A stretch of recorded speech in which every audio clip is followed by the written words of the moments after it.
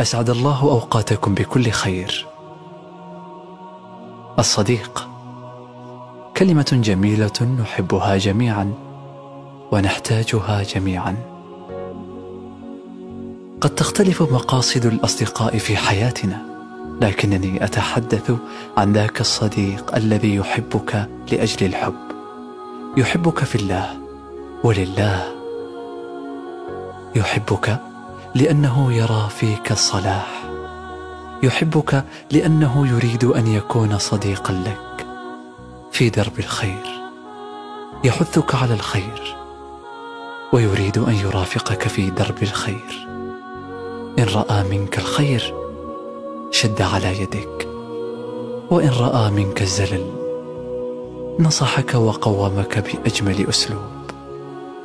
صديقي، شكرا لوجودك في حياتي، شكرا إلهي أن أنعمت علينا بأصدقاء رائعون نحبهم فيك ويحبوننا فيك.